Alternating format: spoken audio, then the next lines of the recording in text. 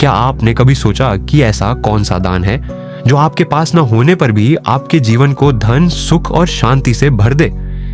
एक ऐसी चीज जिसे देने से न केवल आपकी गरीबी मिट जाए बल्कि आपके सारे दुख और रोग भी गायब हो जाए। आज हम आपके लिए लाए हैं एक ऐसी दिल को छू लेने वाली कथा जिसमें स्वयं भगवान भोलेनाथ ने माता पार्वती को वह गूढ़ रहस्य बताया जो हर भक्त के जीवन को बदल सकता है। यह कहानी है भक्ति, बलिदान, करुणा और चमत्कार की। तो अपने दिल को थाम लीजिए क्योंकि यह कथा आपको भावनाओं, रोमांच और प्रेरणा के अनोखे सफर पर ले जाएगी। नमस्कार दोस्तों, एक बार फिर तहे दिल से स्वागत है आपका अपने YouTube चैनल शिव चिंतन कथालय में, जहां आप भगवान शिव से जुड़ी अद्भुत कथाएं और उनके गहन विचारों को सुन सकते हैं। अगर आप भी भगवान शिव के सच्चे भक्त हैं तो कमेंट में जरूर लिखें हर हर महादेव, और इस वीडियो को लाइक करके हमारे चैनल को सब्सक्राइब करना न भूलें ताकि आपको भगवान शिव की ऐसी ही अद्भुत कथाएं निरंतर मिलती रहे। चलिए शुरू करते हैं वो पवित्र कथा जो आपके दिल को छू लेगी और आपके जीवन को एक नई रोशनी देगी। बात उस समय की है जब हिमालय की बर्फीली चोटियों पर, जहां सन्नाटा और शांति का साम्राज्य था, भगवान शिव और माता पार्वती कैलाश पर्वत पर विराजमान थे। चारों ओर बर्फ की चमक थी और गंगा की पवित्र धारा उनकी जटाओं से बह रही थी। माता पार्वती के मन में कई दिनों से एक सवाल उमड़ रहा था। उन्होंने भगवान शिव से कहा, हे महादेव, पृथ्वी लोक के लोग तरह तरह के दान करते हैं, धन, अन्न, वस्त्र, फिर भी उनके दुख कम क्यों नहीं होते? मैं ये जानना चाहती हूं कि सबसे बड़ा दान क्या है और वह कौन सी वस्तु है जिसका दान मनुष्य को सच्चा सुख दे? शिव ने अपनी त्रिनेत्र खोली और मुस्कुराते हुए कहा, हे पार्वती, तुम्हारा यह प्रश्न हर भक्त के मन में है। चलो हम पृथ्वी लोक का भ्रमण करें और वहां के लोगों के कर्मों को देखें। शायद तुम्हें अपने सवाल का जवाब मिल जाए। माता पार्वती ने उत्साह से सिर हिलाया और एक पल में दोनों अपनी दिव्य शक्ति से हरिद्वार की पवित्र भूमि पर पहुंच गए, जहां गंगा मां की लहरें भक्तों के पाप धो रही थी। गंगा तट पर सूरज ढल रहा था, घाटों पर दीप जल रहे थे और भक्तों के भजन हवा में गूंज रहे थे। भगवान शिव और माता पार्वती एक प्राचीन पीपल के पेड़ के नीचे खड़े थे जब उनकी नजर दो अलग अलग पात्रों पर पड़ी। पहला था रमेश, एक गरीब नाविक जिसकी जिंदगी गंगा की लहरों पर तैरती थी। उसकी कमीज फटी थी और चेहरा दिन भर की मेहनत से थका हुआ था। वह गंगा किनारे बैठा अपनी 2 रोटियां और एक छोटी कटोरी सब्जी खाने की तैयारी कर रहा था। ये रोटियां उसकी दिन भर की कमाई का फल थी। दूसरा था श्यामा, एक विधवा जो पास ही एक छोटी सी झोपड़ी में रहती थी। वह गंगा तट पर जल इकट्ठा करने आई थी। उसके पास एक पुराना घड़ा था और उसकी आंखों में जीवन की कठिनाइयों का दर्द झलकता था। फिर भी वह हर दिन गंगा मां को प्रणाम करती और अपनी झोपड़ी में रहने वाले एक बूढ़े कुत्ते की देखभाल करती थी। रमेश जैसे ही अपनी रोटियां तोड़ने लगा, तभी एक भिखारी जिसका शरीर कमजोरी से कांप रहा था उसके पास आया। भिखारी ने कहा, बेटा, मैं 2 दिन से भूखा हूं, मेरे लिए कुछ खाने को दे दो। रमेश ने अपनी रोटियां देखी। उसका पेट भूख से चीख रहा था, लेकिन उसका दिल पिघल गया। उसने कहा, बाबा, मेरे पास यही 2 रोटियां और थोड़ी सी सब्जी है, आप इसे खा लो। भिखारी ने रोटियां ली और पास ही बैठकर खाने लगा। रमेश ने अपनी भूख को दबाया, भगवान शिव का नाम लिया और गंगा का ठंडा जल पीकर अपनी नाव की ओर चल पड़ा। लेकिन तभी एक तेज आंधी आई और उसकी नाव गंगा की तेज धारा में बहने लगी। रमेश घबराया। उसने चिल्लाकर कहा, हे गंगा मां, मेरी नाव ही मेरा सब कुछ है, इसे बचा लो। तभी एक चमत्कार हुआ। एक बड़ा सा पेड़ का तना धारा में आया और उसकी नाव को किनारे की ओर धकेल दिया। रमेश की जान में जान आई। वह गंगा मां को प्रणाम करके रो पड़ा। उसी समय श्यामा गंगा से जल लेकर अपनी झोपड़ी की ओर जा रही थी।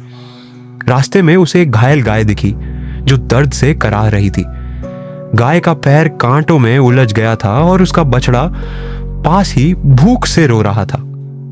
श्यामा का दिल पसीज गया। उसने अपना घड़ा रखा और गाय के पास गई। उसने कांटों को सावधानी से निकाला और अपने दुपट्टे से गाय के घाव को बांधा, लेकिन गाय अब भी कमजोर थी और दूध नहीं दे पा रही थी। श्यामा ने सोचा, अगर इस बछड़े को दूध न मिला तो यह मर जाएगा। उसके पास केवल एक छोटा सा कटोरा दूध था जो उसने अपने बूढ़े कुत्ते के लिए रखा था। श्यामा ने बिना देर किए वह दूध बछड़े को पिलाया। गाय ने श्यामा को अपनी नम आंखों से देखा, जैसे उसे धन्यवाद दे रही हो। श्यामा ने गाय और बछड़े को अपनी झोपड़ी में ले जाकर उनकी देखभाल शुरू की। उस रात उसका कुत्ता भूखा रह गया, लेकिन श्यामा ने भगवान शिव से प्रार्थना की, हे प्रभु, मैंने एक बेजुबान की मदद की, मेरे कुत्ते की भूख आप मिटा देना। यह सब देखकर माता पार्वती का मन भावनाओं से भर गया। उन्होंने भगवान शिव से कहा, हे महादेव, इस नाविक ने अपनी भूख त्याग कर भिखारी को रोटियां दी और उसकी नाव बच गई। इस विधवा ने अपने कुत्ते का दूध एक बेजुबान बछड़े को दे दिया। लेकिन मुझे समझ नहीं आता कि सबसे बड़ा दान क्या है और वह कौन सी वस्तु है जिसका दान करने से मनुष्य गरीबी और रोगों से मुक्त हो जाता है। शिव ने गहरी सांस ली और बोले, हे पार्वती, सच्चा दान वही है जो मन की सारी सीमाओं को तोड़ दे। जो अपने पास न होने पर भी दूसरों को दे दिया जाए, वही सबसे बड़ा दान है। रमेश ने अन्न का दान किया और श्यामा ने बेजुबान को जीवन दान दिया। लेकिन मुझे समझ नहीं आता कि सबसे बड़ा दान क्या है और वह कौन सी वस्तु है जिसका दान करने से मनुष्य गरीबी और रोगों से मुक्त हो जाता है। शिव ने गहरी सांस ली और बोले, हे पार्वती, सच्चा दान वही है जो मन की सारी सीमाओं को तोड़ दे। जो अपने पास न होने पर भी दूसरों को दे दिया जाए, वही सबसे बड़ा दान है। रमेश ने अन्न का दान किया और श्यामा ने बेजुबान को जीवन दान दिया। लेकिन मैं तुम्हें एक कथा सुनाता हूं जो तुम्हें और स्पष्ट करेगी। शिव ने कहा, हे पार्वती, यह कथा तुम्हारे सारे सवालों का जवाब देगी, लेकिन इसे पूरे मन और श्रद्धा से सुनना होगा। जो भक्त इस कथा को अंत तक सुनकर इसके संदेश को अपने जीवन में उतारेगा, वह गरीबी, रोग और दुख से मुक्त हो जाएगा। माता पार्वती ने भक्ति से सिर झुकाया और बोली, हे महादेव, मैं वचन देती हूं कि इसे अंत तक सुनूंगी। कृपया कथा शुरू करें। शिव ने कहा, ठीक है देवी, ध्यान से सुनो। और फिर उन्होंने कथा शुरू की। प्राचीन काल की बात है। काशी के पास एक गांव था जिसका नाम था नंदीग्राम। वहां एक भक्त रहता था जिसका नाम था गोपाल। गोपाल एक गरीब किसान था।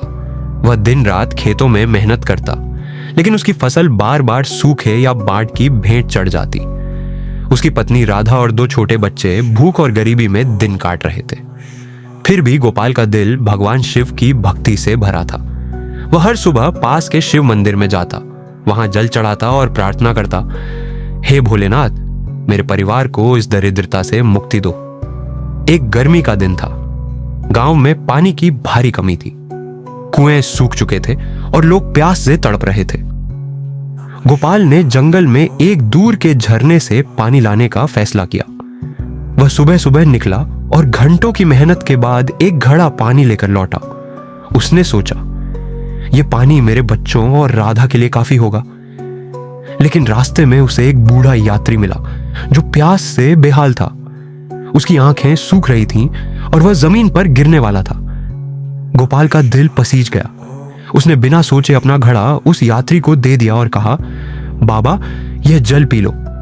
यात्री ने पानी पिया और गोपाल को आशीर्वाद देकर चला गया। गोपाल खाली हाथ घर लौटा। राधा गुस्से में थी। उसने कहा, हमारे बच्चे प्यासे हैं और तुमने सारा पानी दे दिया। गोपाल ने कहा, राधा, भगवान शिव सब देख रहे हैं, हमें धैर्य रखना होगा। कुछ दिन बाद गोपाल जंगल में लकड़ियां इकट्ठा करने गया। वहां उसे एक घायल हिरण दिखा जिसका पैर एक शिकारी के जाल में फंस गया था। हिरण की आंखों में डर और दर्द था। गोपाल ने हिरण को जाल से छुड़ाया और अपने कपड़े से उसका घाव बांधा, लेकिन हिरण भूखा और कमजोर था। गोपाल के पास केवल एक रोटी थी जो उसने अपने लिए रखी थी। उसने सोचा, अगर मैं यह रोटी हिरण को दे दूं तो मैं भूखा रह जाऊंगा, लेकिन इस बेजुबान का जीवन मेरी भूख से ज्यादा कीमती है। गोपाल ने रोटी को छोटे छोटे टुकड़ों में तोड़ा और हिरण को खिलाया।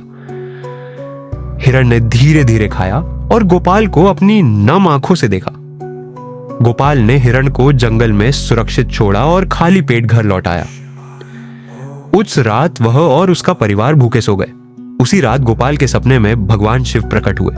उनके माथे पर चंद्रमा चमक रहा था और उनकी आवाज गंगा की तरह शांत थी। उन्होंने कहा, वत्स, तुमने जल का दान किया, बेजुबान को जीवन दान दिया, तुमने अपने स्वार्थ को त्याग कर दूसरों की भलाई को चुना।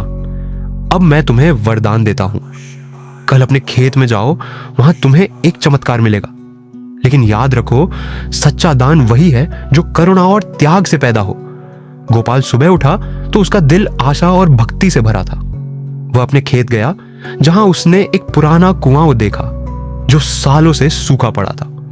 उसने कुएं में झांका तो उसमें साफ ठंडा पानी बह रहा था।